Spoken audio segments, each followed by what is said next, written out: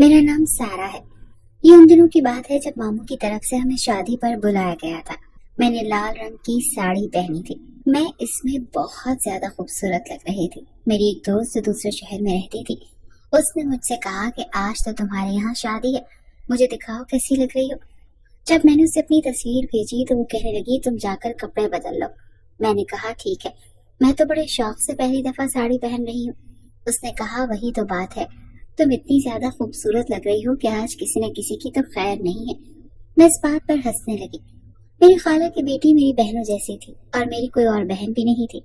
हम सब लोग आपस में रिश्तेदार भी थे। बहुत मजा आ रहा था।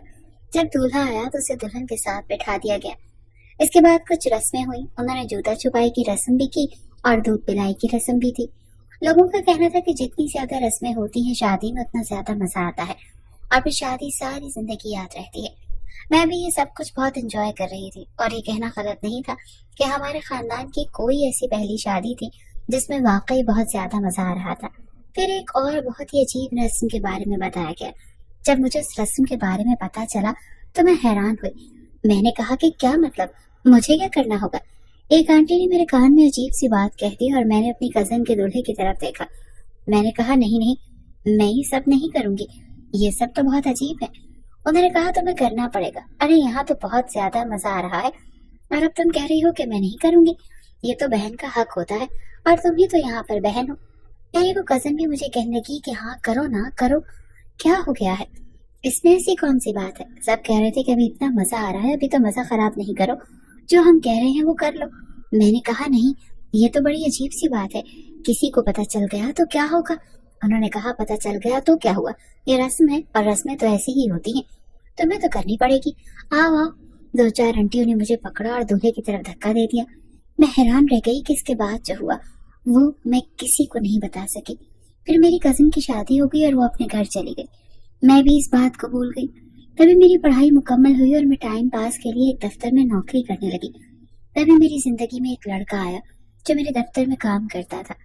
धीरे धीरे हमें एक दूसरे से प्यार हो गया और हम शादी करना चाहते थे, मगर सब उस लड़के के पीछे पड़ गए कि वो अच्छा लड़का नहीं है। मैं हैरान होती थी कि आखिर क्या बुराई है। मेरी दोस्त ने भी मुझे समझाया और उसने कहा कि अभी से ही उसका तुम पर इतना कंट्रोल है तो बाद में क्या होगा, अभी तो वो तुम्हारा शौहर नहीं बना है, जब वो शौहर बन जाएगा तो उसे हक मिल जाएगा और वो फिर इस हक का इस्तेमाल करेगा।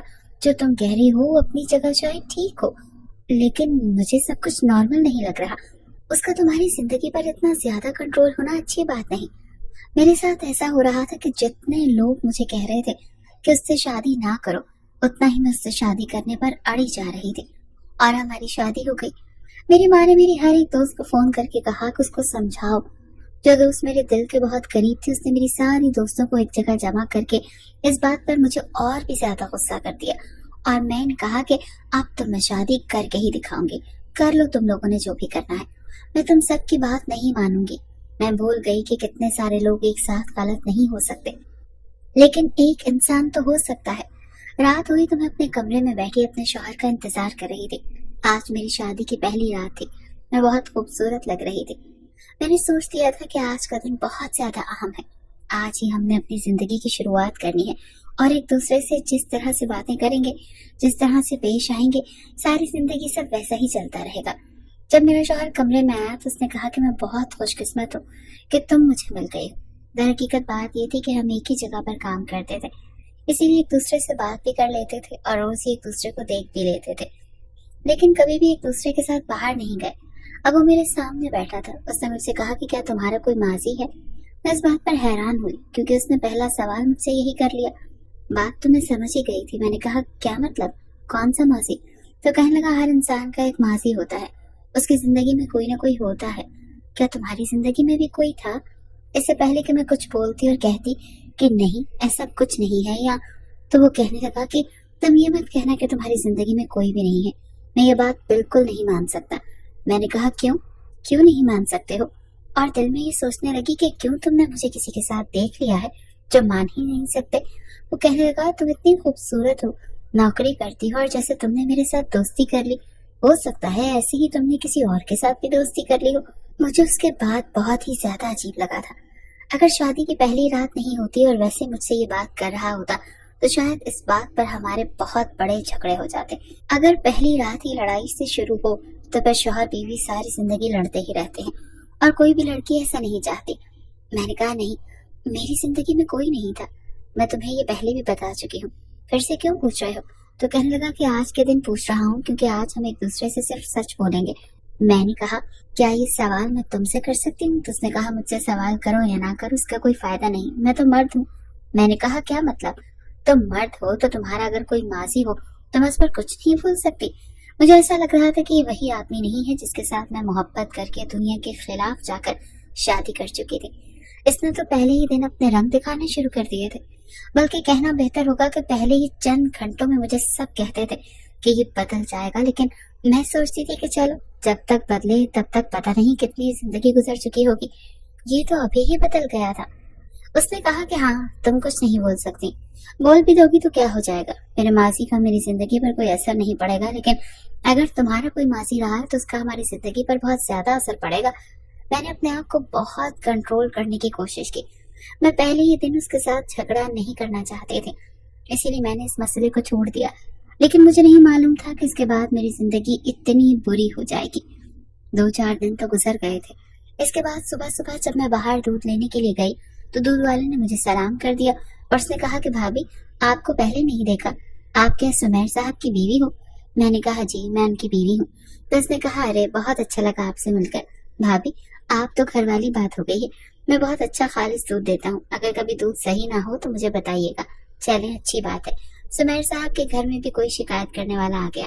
دودھ والا ذرا ہسمکھ ٹائپ کا لگ رہا تھا، اب وہ ایسے بات کر رہا تھا تو میں اسے یہ تو نہیں کہہ سکتی تھی کہ اپنا منہ بند رکھو، وہ بدتمیزی تو نہیں کر رہا تھا، اسی لیے میں نے بھی جواب دے دیا اور تھوڑا مسکرا بھی لیا۔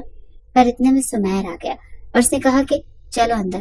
اس نے دودھ والے کے سامنے ہی یہ بات کافی غصے سے کی تھی، وہ بھی سمجھ گیا تھا کہ میری خیر نہیں ہے اور اس نے مجھے مصیبت میں ڈال دیا۔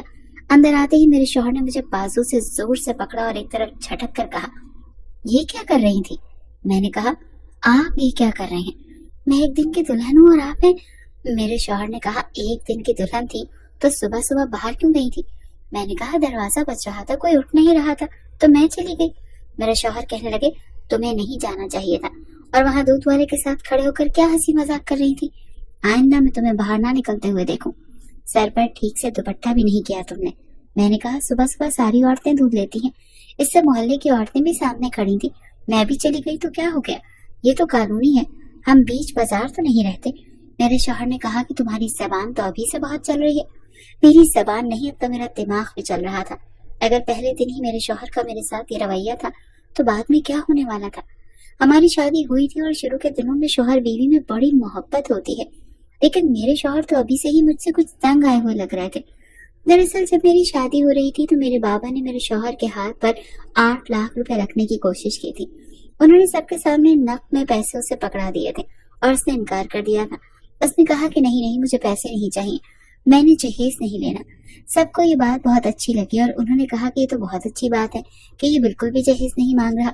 سب لوگوں نے میرے شوہر کی بڑی تعریف کی تھی اور میرے بابا جو پہلے اس رشتے کے ذرا خلاف تھے، بعد میں انہوں نے بھی کہہ دیا کہ ٹھیک ہے وہ لڑکا اتنا بھی برا نہیں ہے، اگر برا ہوتا تو پیسے فوراً پکڑ لیتا۔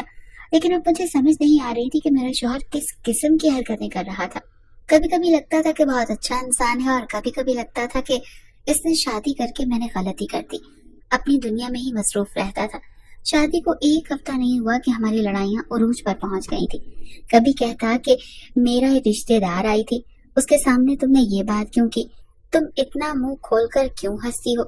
تم کیسے بیٹھتی ہو؟ کپڑے کیسے پہنتی ہو؟ اپنے آپ کو ڈھانپ کر رکھا کرو، اپنا آپ کسی کو دکھانا ہوتا ہے کیا؟ تم نے صرف میرے سامنے کھل کر پیش آنا ہے، باقی سب کے سامنے ایسے پیش آیا کرو کہ اپنی ایک شخصیت بناؤ، اپنے روپ میں نہ کرو۔ میں حیران رہتی تھی کہ اب تو گھر والی بات ہے اور اس کے رشتہ دار میرے رشتہ دار بھی تو ہیں، ہر بات میں ٹوکتا تھا۔ ایک دن مجھے کہنے لگا کہ یہ تم نے کیا کلر پہنا ہے؟ میں نے کہا سفید رنگ کے کپڑے پہنے ہیں لیکن اس میں لال رنگ کی کڑھائی بھی ہے، اور آپ ہی نے کہا تھا کہ ڈیسنٹ رہا کرو۔ یہ سن کر میرا شوہر چپ ہو گیا اور پھر ایک دن میرے کزن کا فون آیا۔ میں نے پوچھا کیسی ہو تو کہنے لگی ٹھیک ہوں شکریہ۔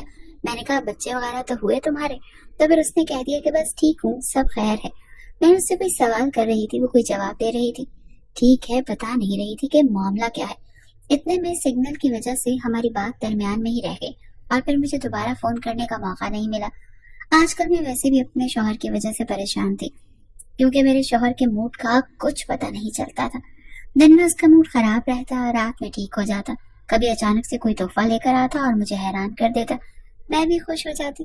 کبھی مجھ سے اس طرح سے پیش آتا کہ میں کہتی کہ میں اس دنیا کی سب سے خوش نصیب عورت ہوں، اور کبھی کبھی مجھ سے اتنا جھگڑا کرتا کہ مجھے اپنے فیصلے پر ہی افسوس اور پچھتاوا ہونے لگتا تھا۔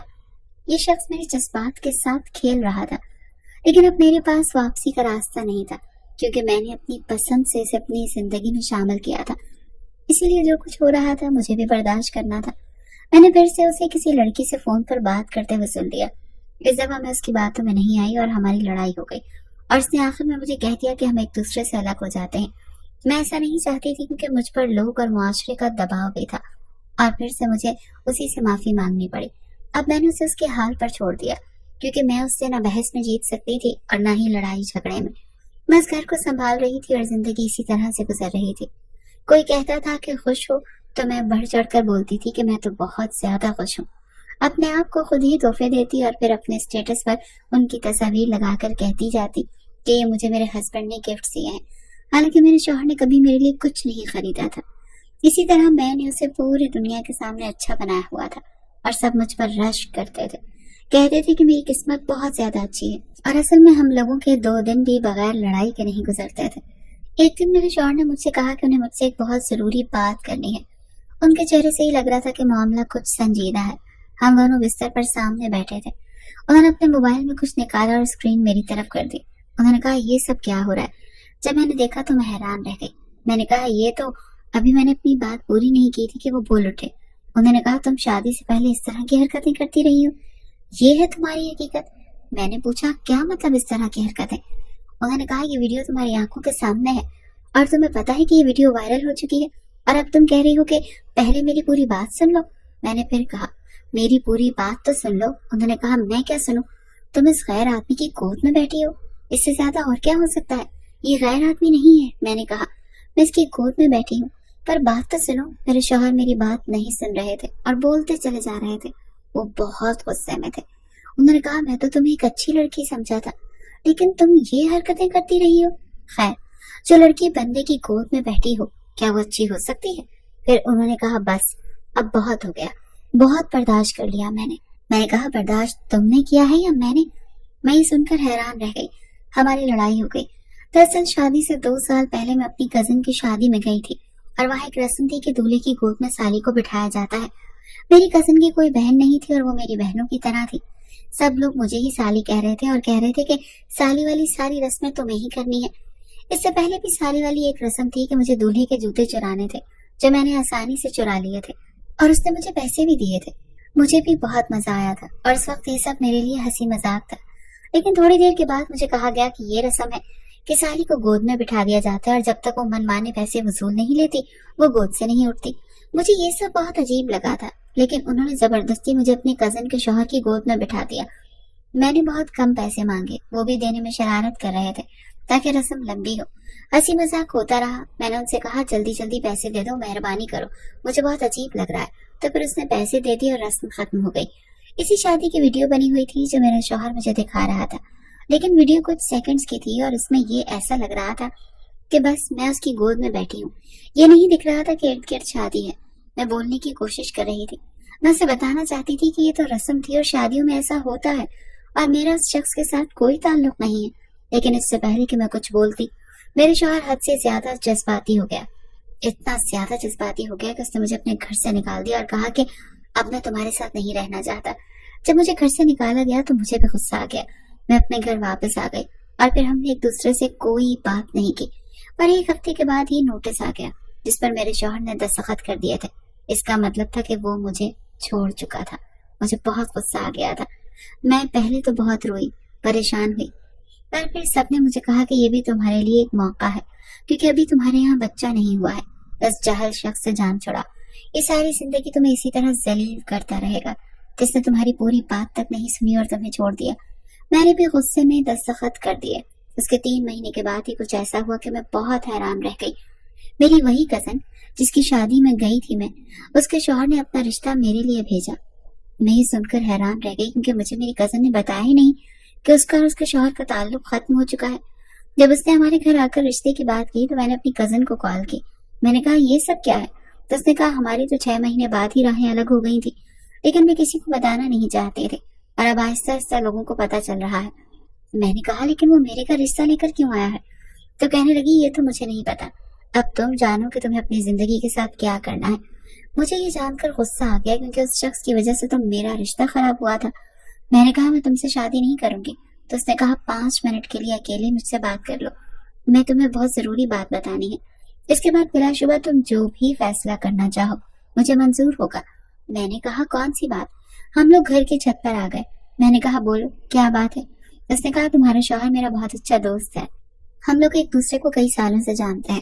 میں نے کہا لیکن اس نے کبھی تمہارا ذکر نہیں کیا۔ میں یہ سن کر حیران ہوئی تھی کہ یہ دونوں آپس میں دوست تھے۔ وہ کہنے لگا ہاں، اس نے ذکر نہیں کیا کیونکہ اس کے پیچھے اس کا کوئی پلان تھا، لیکن باتوں باتوں میں ایک دن تمہارا ذکر آ گیا اور میں نے بتایا کہ تم شادی میں آئی تھی اور میں نے اس سے ہماری شادی کی کچھ تصاویر اور ویڈیوز شیئر کی جن میں تمہاری بھی ایک ویڈیو تھی۔ اس کے بعد مجھے یہ بتایا کہ تمہارے گھر والوں نے اسے 8 لاکھ روپے دینے کی کوشش کی تھی، لیکن سب کے سامنے دے کر اسے برا بنانا چاہتے تھے اور اس بات کا اس کو بہت غصہ تھا، لیکن اگر تمہارے گھر والے اسے اکیلے میں پیسے دیتے تو وہ لے لیتا۔ اس کے بعد کہنے لگا کہ تم اس کے دل سے اتر گئی ہو، وہ مجھ سے ہر بات کرتا تھا، مجھے تم سے ہمدردی ہونے لگی اور وہ ہمدردی محبت میں بدل گئی۔ مجھے نہیں پتا تھا کہ جو ویڈیو میں نے اسے بھیجی ہے وہ اس ویڈیو کو بہانہ بنا کر تمہیں اپنی زندگی سے ہی نکال دے گا۔ میرے تمہاری کزن کے ساتھ تعلق ٹھیک نہیں رہا، لیکن میں تم سے بہت محبت کرتا ہوں، اگر اب تم چاہو تو میں تم سے شادی کر سکتا ہوں۔ میں نے کہا تھا کہ مجھ پر لگا ہوا الزام سچ ہو جائے، تم لوگوں کی ایک چھوٹی سی فالتو سی رسم کے پیچھے میرا گھر برباد ہوا ہے۔ تو اس نے کہا تمہارا گھر برباد نہیں ہوا، تمہارا گھر اس رسم کی وجہ سے بچ گیا ہے، کیونکہ جو انسان چھوٹی سی بات کے پیچھے تمہیں اپنی زندگی سے نکال دے، تم تو سمجھو کہ تمہاری اس سے جان چھوٹ گئی۔ میں خاموش ہو گئی، پھر میں نے اس کے ساتھ شادی کر لی۔